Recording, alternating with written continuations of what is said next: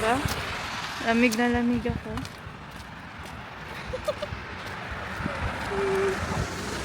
Ang lamig. Lamig.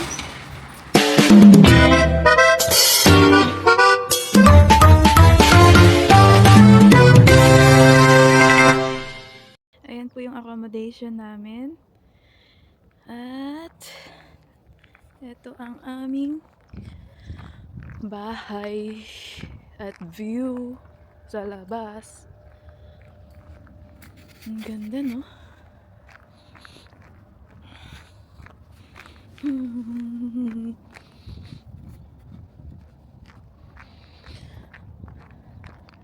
Ang peaceful. Sobrang payapa. Kaya lang nakakamiss din yung Pinas kasi sa labas may mga nagtitinda ng kwek-kwek, fishball. Dito bawal.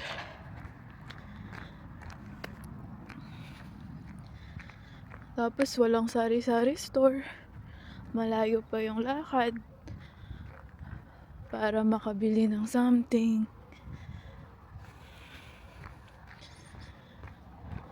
Walang jeep. Tapos may oras lang yung mga bus. Ito po ay malapit sa airport because we are working in an airport hotel. Bago lang siyang hotel. Malapit sa airport. Pero akala ko sobrang lapit niya sa airport. Pero 10 minutes by car din siya. Mukha ba yung malapit sa airport? Para siyang hacienda lang. Hacienda lang! Nila lang yung hacienda. Yan. Ang sarap mag-jogging pag summer. Pero ngayon, nakikita nyo may araw pero sobrang lamig. Yan, kakatapos lang ng winter.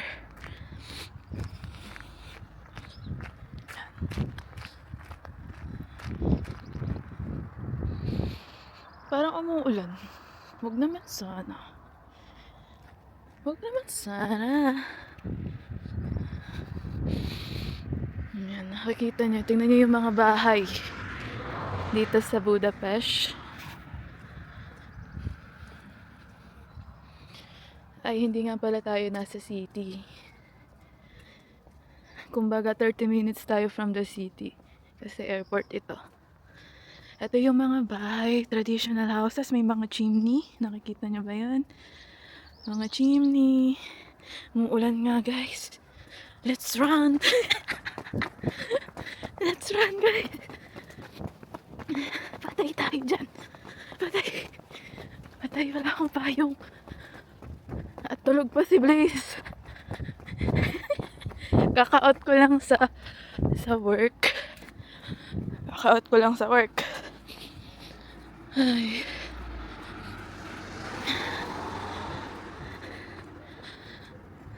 Night shift kasi ako, guys. Night shift.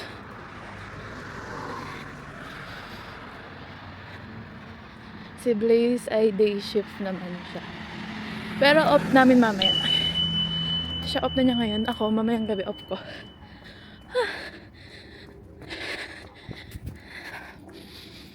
Sino ka dyan? Sino ka dyan? And then yung mga bahay, oh. Ang gaganda, diba? Parang nga sa probinsya.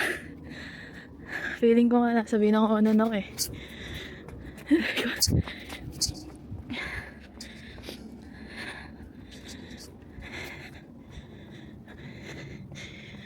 Simple lang sila dito sa Hungary. Hindi sila maluho katulad sa Dubai.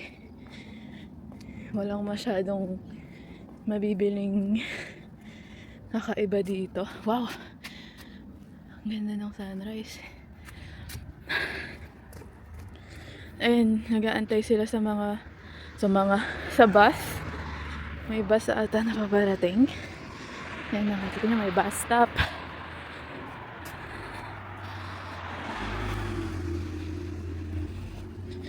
Pupunta tayo sa pinakamalapit na grocery store na kahit umaambon, ang gaganda ng mga halaman. Ito, oh, violet. Oh, ang ganda. Ang ganda. Ganda. Ito, malaking Christmas tree. Malaking Christmas tree.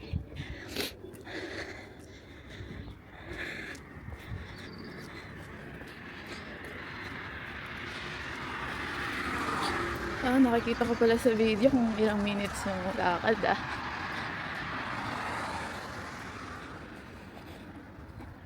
Dun dun dun dun. Dun dun dun dun. Let's run. Run na to. Ay, ang ganda ng bahay.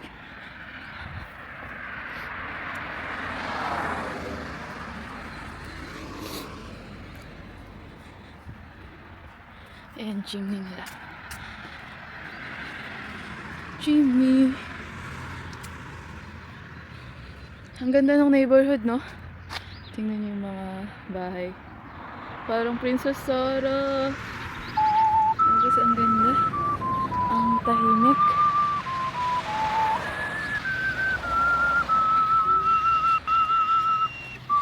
Kaya lang, sa sobrang tahimik, kung hindi ka sanay sa tahimik, ikaw ay maboboard dito.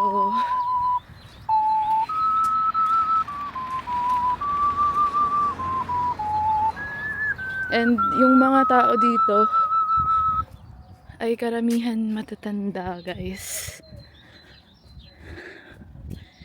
Ewan kung bakit, pero sabi nila ang mindset daw nila ay hindi sila marami mag-anak kasi dahil mataas ang tax dito, corrupt din ang government. Ganun.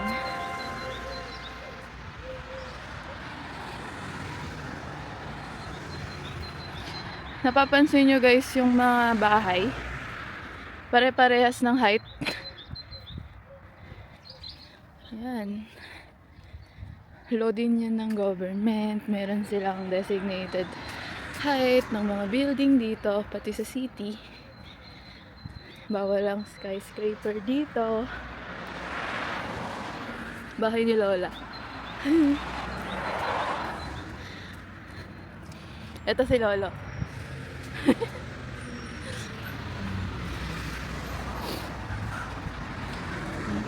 Dito tayong tao.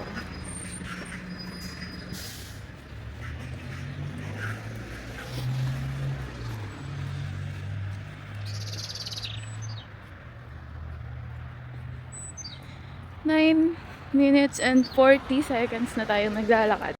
Aba? Oo nga pala, araw pala ng linggo ngayon.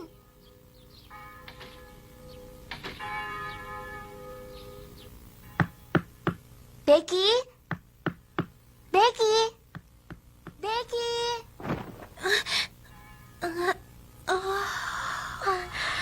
Ojo-sama, ohayo gozaimasu. Ohayo, Becky. Ito, may isa pang hotel dyan. Statue Hotel. Christmas tree.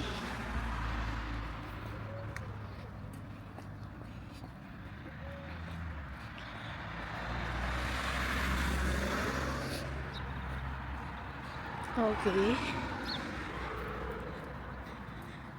10 minutes and 50 seconds. Yan, ang gaganda ng bahay. Princess Sarah House. Teka, bago ko makalimutan, Sarah. Po? Pagkatapos mo maglinis dyan, mamili ka ng mga sangka para sa hapunan nila Miss Minchin, ha? Opo, Mr. James. Pagkatapos mong mamalengke, marami ka pang gagawin. wala na Mamalansya yung ka at ambon. magbunot ka ng damo sa hardin. Buti naman. Kaya dapat bilis-bilisan mo ang kilos mo dyan. Opo, Mrs. Molly. Oh, wag ka maiinis sa aming dalawa ni James, ha? Dahil utos to ni Miss Minchin. Kailangan mong gawin ang mga trabaho ni Becky. Oo nga naman. Ang peaceful lang. Taas ng mga puno, oh.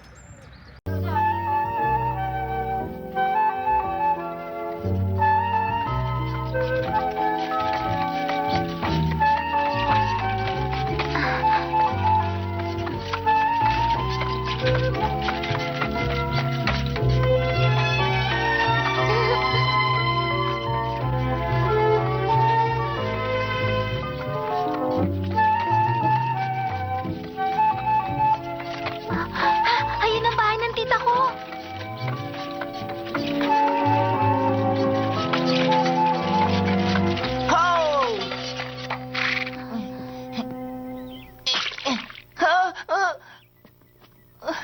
Malas! Mag-ingat po kayo sa pagbaba nyo, ha? Oo. Ayan, malapit na tayo sa grocery. 13 minutes. Ayun yung grocery, oh. Aldi ang pangalan. European Grocery Branch. Aldi.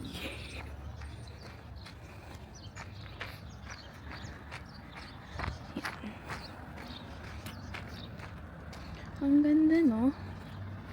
May isa pang bus stop dito. And tatawid tayo. Pwede na ata. Pwede na tumawid. Yes! Aldi. Andito na ako. Sa wakas. Ang ganda, oh. Parang akong nasa province. Tama nga. 15 minutes walk pa Aldi. Kasi 14 minutes na eh. Eh, bumagal pa ako maglakad. Takbo na ako. Sige.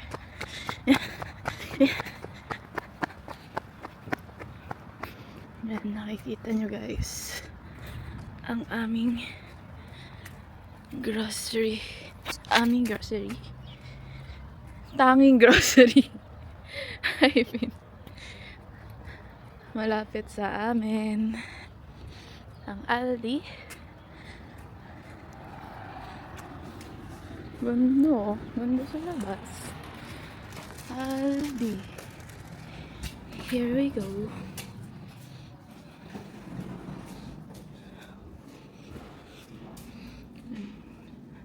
May bakery. Tapos may mga ilang shops dyan. Sarado pa ata. Ano bang oras na ngayon? Ang bukas niya 7. Masyado pala tayong maaga. 6:44 pa lang. 6:44 sa amin, 1:44 sa Pinas. At nagchat si Mary. Aba, nasa gym daw siya. Okay guys, wait lang. Yan, nakapasok na tayo sa grocery, sa Aldi. Yan nyo. Ang mga presyo. Yung green apples nila, isang pack na ganyan.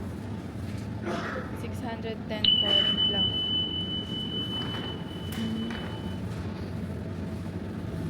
Healthy living kasi sila dito. Yung mga gulay ay nasa 400 lang. Forint nga pala yung gamit nilang ano dito, hindi euro. Mushroom. Broccoli. Favorite ni Blaze. Blueberries and strawberries. Wow. Ang sarap ng strawberry. Parang gusto ko. Magkano?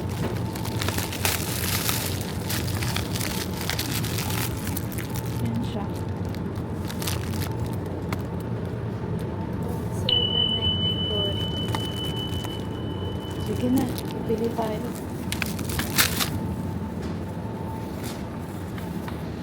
May mga meat.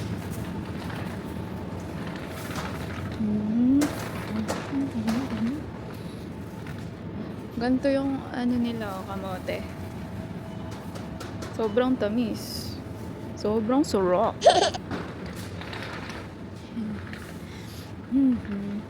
At ang pinagmamalaki nila ay paprika. Yan, mga paprika ng mga Hungarian.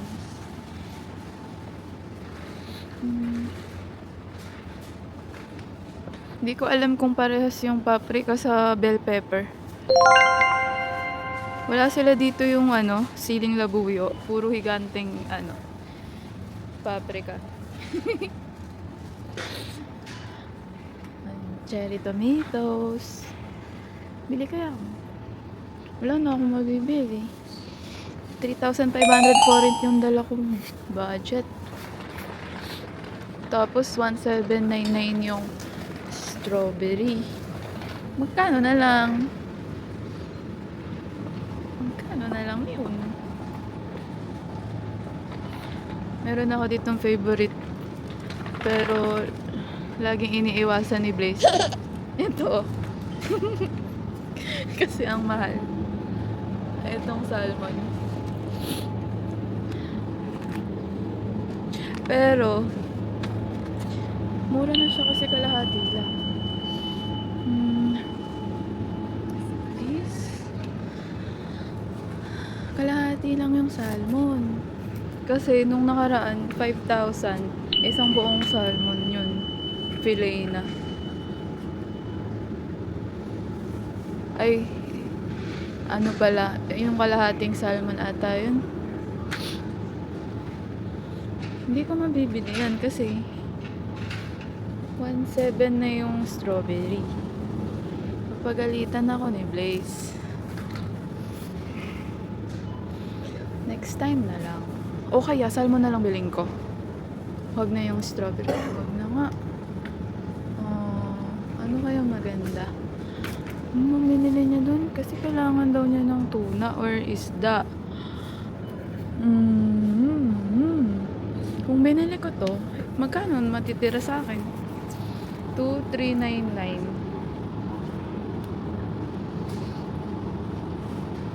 2,399 plus 1,799. Lo, kulang na pera ko. Kasi pag binili ko yung salmon, ang matitira na lang ay 1,000. What do you think? Mamaya, baka may makita ako. Baka may makita pa akong gusto ko. Ice cream. Mga Hungarian sausage.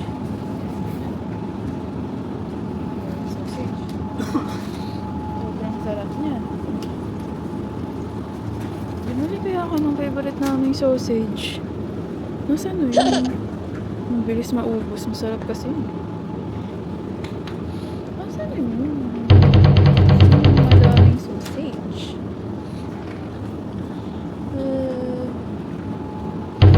Ano ko gustong bilhin?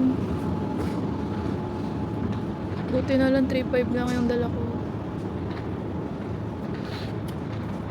3,500 lang. Yogurt. Marami rin sila ditong sour cream. Pinagmamalaki rin nila yung sour cream nila dito.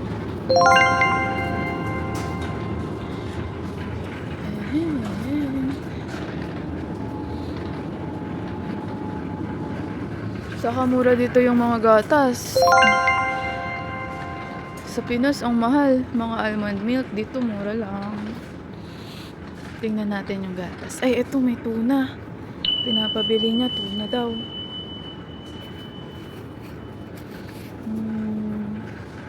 Nasaan dyan? Eh, sardines yun. Bawal sa kanya yan. Bawal yan. Wag na wag yan. Nasaan yung tuna? 1,139. Magkano yun? Ay, pag hindi ko pinili yung salmon, At strawberry lang ang binili ko. Plus tuna. 1,1. Ano ba? Nasaan na ba? Ayan. 11,394 rin. Sakto ang pera ko. O sige, susunod tayo sa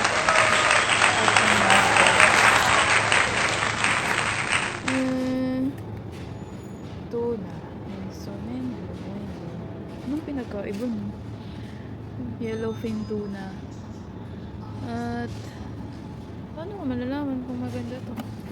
Pinaka-Hungarian salita. Ang alam ko lang palang Hungarian words ay yung pang reception. Mga pang welcome sa guest. What's that? Olive oil yung green. Mas mahal yung green. Huwag yan. Yung ito na lang yellow. Para sure. Tama ba? Tama ka ba? Almare seafood. Tapos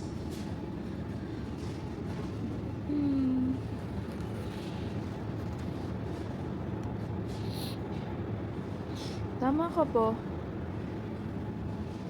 Ano bang flavor ka? Nature. Nature daw nakalagay.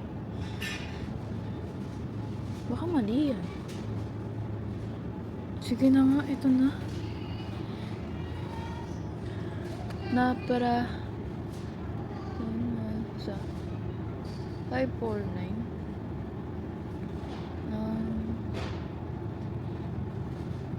Sige na nga, ito na lang.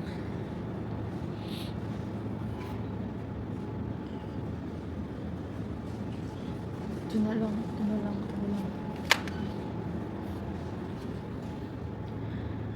Ton. Pero hindi ako sure. Baka mali. Baka mahal yun. 3 piraso daw. Ay, sana yun na lang. Pagpe-pray ko na lang na hindi sumobra. Kasi mababawasan ang nabibili. Yes. Mga egg. Mura lang dito yung egg. Pero pag bumili pala ako nito, wala akong eco bag. Nahawakan ko na lang. No problem. 549. Yan. Mga lactose intolerant. 549 po rin. Ito, soya. Mga soya drink. 699 po rin. Mura lang. 369. Mas mura to, 369.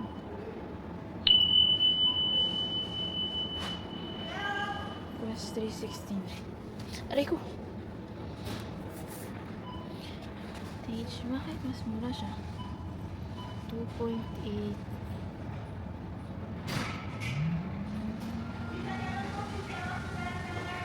Sige na nga. Nakawakan ko na lang siya.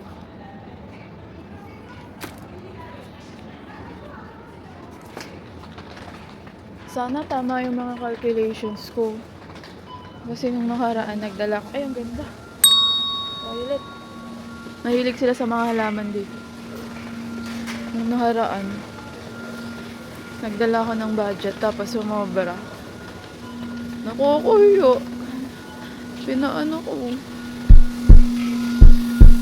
Hindi sila tumatanggap ng euro dito, foreign lang. Tapos yung sahod namin ay sa euro.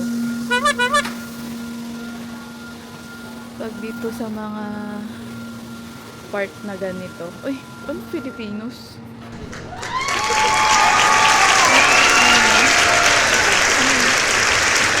May ganito pala na brand na. Buti pa sa biskwit nakakita ko ng Pilipino.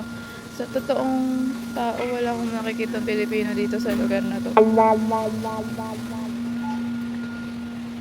Sa city lang. Let's go. Tingnan natin kung kasya yung pera ko. Tingnan natin kung mapapahiya ako.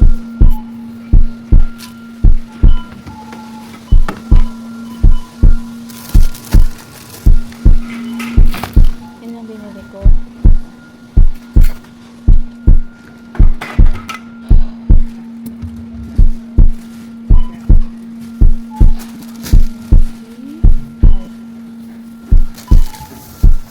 Let's see.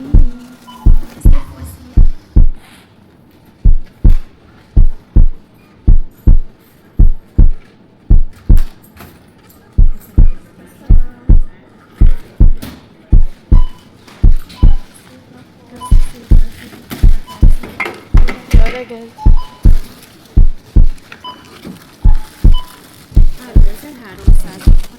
Kasi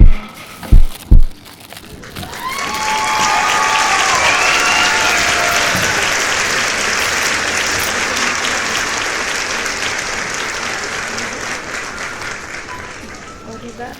Tama ang calculation natin. Ito guys yung plastic. Magdadala ka ng own eco bag or bibili ka ng eco bag.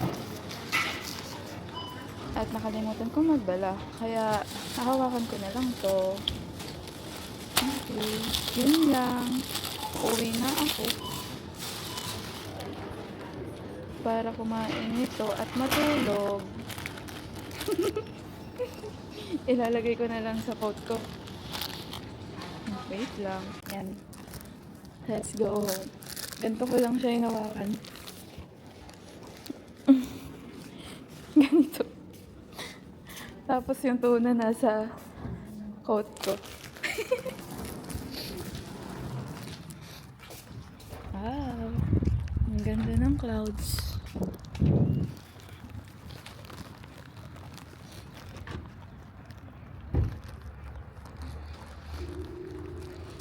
Yun lang. Magbalik na ulit ako dun sa accommodation. Ang ganda na. Ang ganda na itong puno na to. Ang ganda. Ganda oh. Lalo na siguro pag may yan. Dahon.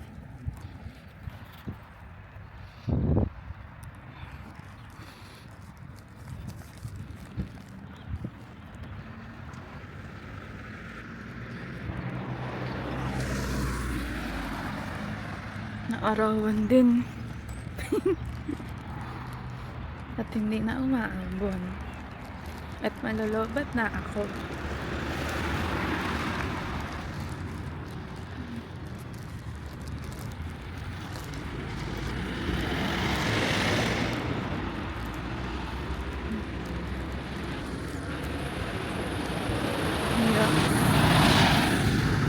May glimpse na kayo kung paano yung buhay namin dito bilang OFW.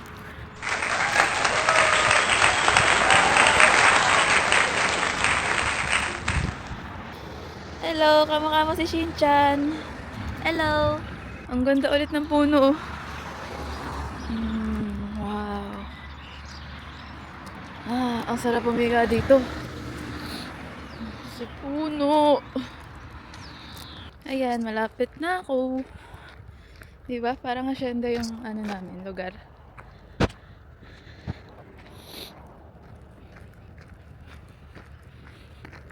Kulang na lang, kabayo eh.